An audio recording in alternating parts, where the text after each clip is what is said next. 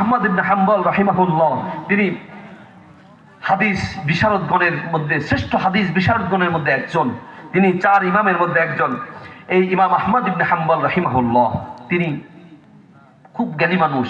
তো তার দেশে একজন মানুষ ছিল যে রুটি তৈরি করত, যে কি করত, রুটি তৈরি করত, হোটেলের রুটি মেকার, রুটি বানান যিনি। তো এই আল্লাহর বান্দা তার একটা আমল ছিল, সে আমলটা ছিল সবসময় আস্তাগফিরুল্লাহ। সবসময় কি আমল ছিল? আস্তাগফিরুল্লাহ। এই আস্তাগফিরুল্লাহ আমলটা করতেন ইমাম আহমদ ইবনে হাম্বল রাহিমাহুল্লাহ। একদিন তিনি গেছেন হলো আপনার এই হাদিস খোঁজার জন্য, মানে বিশ্বনবীর পরে সাহাবীরা কারা কারা আছেন বা তাবিঈন কারা কারা আছেন, তাদের কাছ থেকে হাদিসের ভিতরে কোনো সমস্যা আছে কিনা, মানে এটা রেওয়াতটা ঠিক আছে, সনদটা ঠিক আছে কিনা, এটা যাচাই বাছাই করার জন্য তারা কি মানুষের কাছে ঘুরতেন।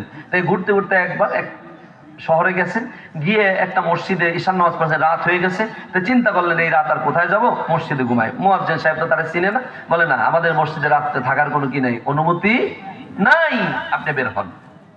চিন্তা করলো আর বাড়াবাড়ি করার দরকার তার নেই। গিয়ে এবার আগুনের তাপ নিতেছে, রুটি মেকারের মুখের থেকে তিনি রুটি বানাইতেছেন আর বারবার তিনি পড়তেছেন আস্তাগফিরুল্লাহ। কি পড়তেছেন? কি পড়তেছেন বলেন তো? আস্তাগফিরুল্লাহ। কি পড়তেছেন? আস্তাগফিরুল্লাহ। তা দেখতেছেন কিরে এই লোকটা খালি আস্তাগফিরুল্লাহ আস্তাগফিরুল্লাহ পড়তেছেন। তখন ইমাম আহমদ ইবনে হাম্বল রাহিমাহুল্লাহ বলতেছেন, ও আল্লাহর বান্দা, এই যে তুমি আস্তাগফিরুল্লাহ আস্তাগফিরুল্লাহ এটা কি তোমার আমল? কয় হ্যাঁ এটা আমার আমল। এই আমলের বিনিময়ে তুমি কি পেয়েছো? কয় জানেন আপনারা তো আমি চিনি না, তবে এই আমলের বিনিময়ে আল্লাহ আমার কোনো চাওয়া পাওয়া অপূর্ণ রাখে নাই। সুবহানাল্লাহ বাড়ি যায় কইন, আল্লাহ আমার কোনো চাওয়া পাওয়া অপূর্ণ রাখে নাই। আমি এই পৃথিবীতে যা চেয়েছি, আল্লাহর কাছে যত দোয়া করেছি, আল্লাহ আমার সব দোয়া কবুল করছে। আল্লাহ আমাকে মুস্তাজাবুদ দাওয়া বানিয়েছে। আমার এই আস্তাগফিরুল্লাহ এই আমলের মাধ্যমে আল্লাহ আমার সব কথা শুনে। বলে এমন কি কোনো কথা নাই যা আল্লাহ এখনো শুনে নাই? রুটি মেকার একটু চুপ থেকে বলতেছে, কয় হ একটা আছে। কয় কি? কয় কি বলো? কয় বর্তমান যুগের শ্রেষ্ঠ একজন মুহাদ্দিস আছেন, হাদিস বিশারদ, যিনি হাদিস নিয়ে গবেষণা করেন, ইমাম আহমদ ইবনে হাম্বল রাহিমাহুল্লাহ। ওনার গল্প আমি অনেক শুনছি, কিন্তু ওনাকে আমি কোনোদিন দেখি নাই। আমি আল্লাহর কাছে বলছি, আল্লাহ আহমদ ইবনে হাম্বলকে আমি একটু দেখতে চাই, আল্লাহ তাকে তুমি আমার একটু দেখাও। আমি এই পর্যন্ত আহমদ ইবনে হাম্বলকে আমি দেখি নাই। ইমাম আহমদ ইবনে হাম্বল রাহিমাহুল্লাহ তিনি চোখের পানি ঝরঝর করে ছেড়ে দিয়ে বলতেছো, আল্লাহর বান্দা তুমি যে আমল করেছো, আল্লাহ তোমাকে যে মুস্তাজাবুদ দাওয়া বানিয়েছে, ইমাম আহমদ ইবনে হাম্বলকে তুমি দেখতে চাচ্ছো, আল্লাহ তোমার এই দোয়াটাও আল্লাহ কবুল করেছে। তাই কেমনে? এই যে তোমার সামনে ইমাম আহমদ ইবনে হাম্বল তিনি দাঁড়িয়ে আছে, আল্লাহ ইমাম আহমদ ইবনে হাম্বলকে তোমার সামনে উপস্থিত করেছে। ও আমার ভাইয়েরা, বন্ধুরা আমার, তাহলে সে আল্লাহর কাছে আমাদের চাইতে আমাদের এত মাইয়াদউনি ফাসতাজিব লাহু ফায়াকুলু মাইয়াস্তাগফিরুনি ফাগফির লাহু। আল্লাহ বলতেছেন আমি প্রত্যেক রাতেই আমি দুনিয়ার আসমানে আসি। কোন আসমানে আসেন? কোন আসমানে? আসমান কয়টা? 7টা, ঠিক না? 7 আসমানের উপরে কি আল্লাহর আরশে আজিম। আল্লাহ এখান থেকে আসেন। কোন সময় আসেন?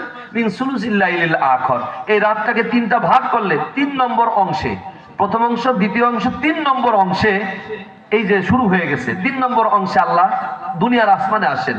আসে আল্লাহ বলতেছেন, আল্লাহ কি বলেন এটা দেখেন, আল্লাহ হাদিসটার মধ্যে কি আসছে, আল্লাহ এসে বলেন ফায়াকুলু মাইয়াসালুনি, তোমাদের মধ্যে কে কি চাও আমার কাছে চাও, ফাউতিহু, আমি আল্লাহ তোমাদেরকে দেওয়ার জন্য আসছি। ও ভাই সুবহানাল্লাহ কবেন না? কেউ দেয় কেউ দেয় না, তাহলে যা দরকার আমরা চাইবো কার কাছে? কার কাছে চাইবো? মালিকের কাছে। মালিক বলে আমার কাছে চাও, ফাউতিহু, আমি তোমাদেরকে দিব, চাওয়ার সাথে আমি দিব। ফায়াকুলু মাইয়াদউনি ফাসতাজিব লাহু, তোমার বিপদ আপদে মুসিবতে তুমি কতজনকে ডাকো, কেউ তোমার ডাকে সাড়া দেয় না, আমি আল্লাহ তোমার ডাকে সাড়া দেওয়ার জন্য আসি। ফায়াকুলু মাইয়াদউনি ফাসতাজিব লাহু, আমি আল্লাহকে ডাকো, আমি তোমার ডাকে সাড়া দেওয়ার জন্য আমি চলে আসছি।